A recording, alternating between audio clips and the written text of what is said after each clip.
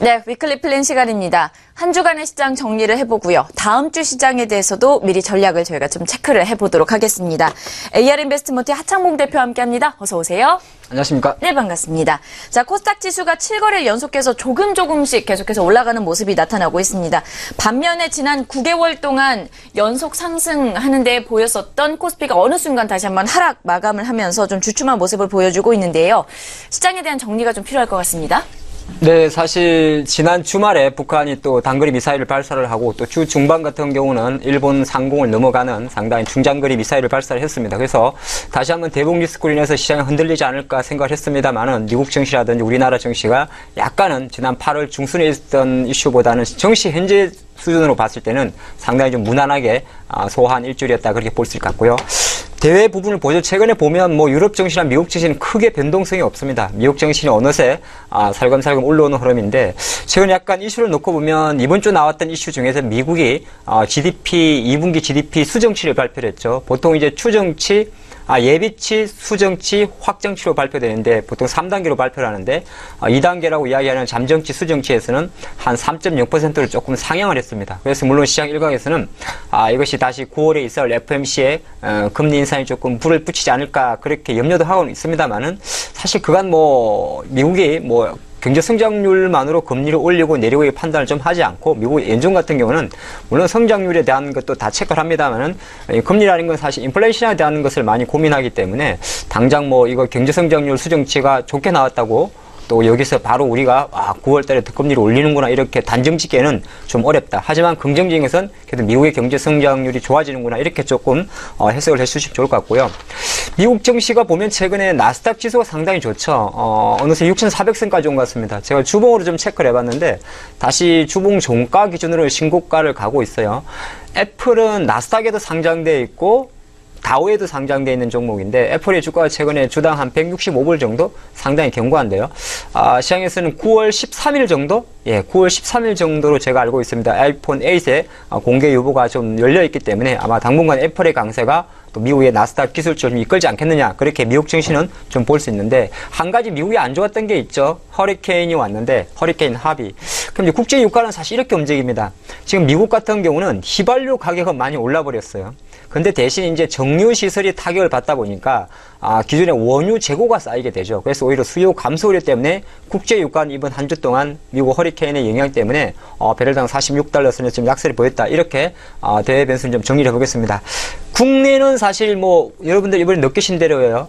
북한 리스크로 인한 지수 흐름은 조금 미온적이었고 가장 좀 코스피 같은 경우는 사실 자동차 섹터가 장을 조금 잡아준 게 있습니다. 잡아줬다는 게 안 좋은 상태로 누른 거죠.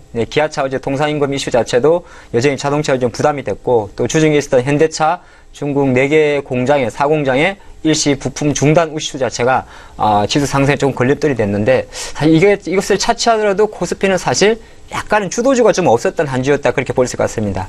한미약품을 선두로 해서 제약주 흐름이 좀 좋았죠. 그래서 이번 주 시장을 딱 놓고 보면 코스닥 660선 돌파, 제약, 바이오, 헬스케어 강세 이렇게 좀 정리할 수가 있을 것 같습니다. 오늘 장도 보면 최근에 보면 한미약품도 마찬가지입니다만은 코스닥에 있는 많은 또 코스닥 바이오 기업들이 주가가 좀 좋기 때문에 일단 IT 주도주가 조금 소원한 틈을 타서 이번 주는 코스닥이 약진했던 한 주였다. 그리 볼 수 있겠습니다.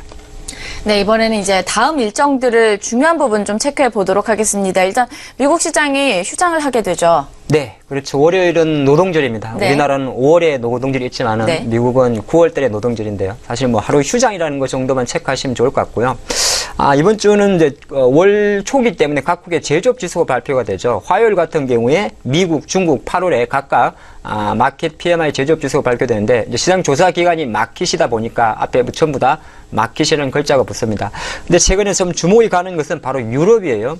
최근에 유로존의 제조업 지수 같은 경우는 상당히 지금 최근 2년 내 미국보다 오히려 더 좋은 흐름을 보여주고 있고 이제 그런 흐름 자체가 있다 보니까 지난주 있었던 잭슨 홀 컨퍼런스에서도 옐런 의장의 입보다는 드라이 총재 입에 많이 우리가 주목을 했었는데 사실 잭슨 홀 미팅에서는 이렇다 어떤 긴축에 대한 코멘트는 없었습니다. 그러다 보니까 자연스럽게 시각은 9월 7일 날 예정된 22 통화정책회의로 넘어가겠죠. 그래서 사실 이제 목요일이 22 통화정책회의인데 아마 여기에 제가 볼 때는 상당히 좀 이목이 집중되지 않을까 보겠습니다. 일단은 드라기 총재는 아직도 본격적으로 본인 입으로 긴축에 대한 이야기를 한 적은 없어요. 주변에서 분위기만 띄웠지. 하지만 이제 22가 어느 정도 지금 월 650억 유로 정도 채권 매입을 하고 있습니다만은 시장에서는 이번 7일날 있을 22 통화정책회의에서 아무래도 자산 매입 축소 등 지금 미국처럼 테이퍼링에 대한 간접 캐시 시점을 언급하지 않겠느냐. 그러한 경계감, 두려움이 좀 남아있다. 그렇게 보는 것이고, 만약에 하지 않는다면 여전히 또 유로존은 또 조금 더 추가적으로 현재 양적 완화를 진행하는 수준으로 그렇게 생각하기 때문에 다음 주 대외 변수에서는 아무래도 7일날 예정된 22 통화정책 회의가 좀 주목되고요.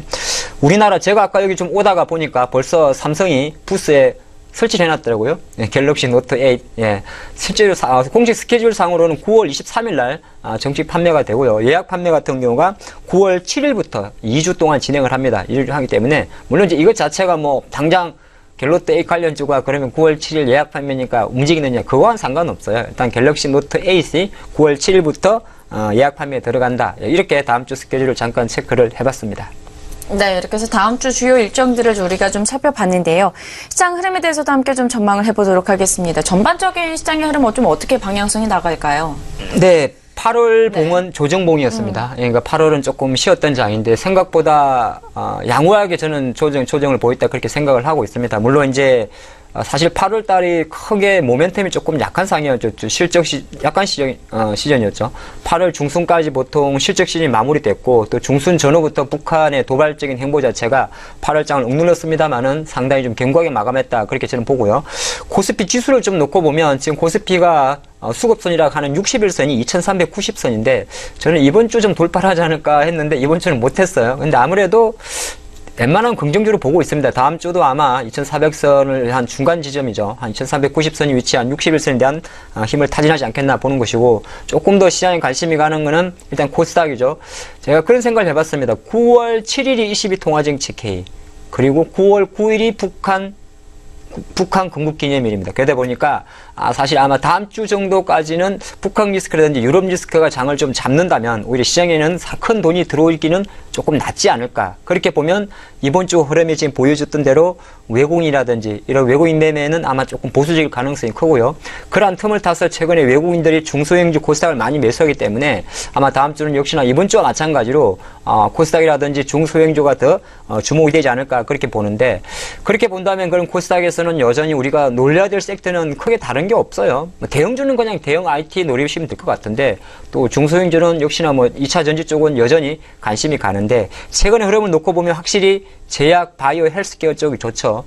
이 흐름 자체는 아마 코스피와 힘의 연동해서 조금 저울질하는 섹터입니다. 그래서 아까 말씀드린 마찬가지로 시장이 만약에 코스피의 상승 탄력이 둔하고 코스닥이 매긴다 코스닥이 계속 힘이 몰릴 때는 여전히 지금 제약, 바이오, 코스닥, 반도체를 보시면 좋을 것 같고 그러다가 갑자기 시장에서 대형주 쪽으로 힘이 몰리고 코스피가 만약에 힘있게 들어온다 그럴 때는 그때 또 코스닥은 좀 쉴 수가 있어요. 그래서 아마 이번 주보단 조금 더 다음 주는 이 코스피와 코스닥의 좀 시소 게임이 좀 진행될 수 있기 때문에 여러분들이 개별주 종목 투자 아니면 시장과 무관한 종목을 투자하시더라도 다음에는 코스피와 코스닥의 서로 힘겨루기를 보면서 그 섹터 내 종목별 그 힘을 좀 조율하는 것이 조금 더 수익률 측면에서는 긍정적이지 않을까 그렇게 볼 수가 있겠습니다.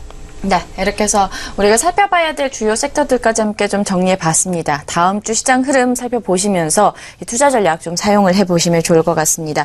위클리 플랜 시간이었고요. AR인베스트의 하창봉 대표와 함께 했습니다. 오늘 말씀 고맙습니다.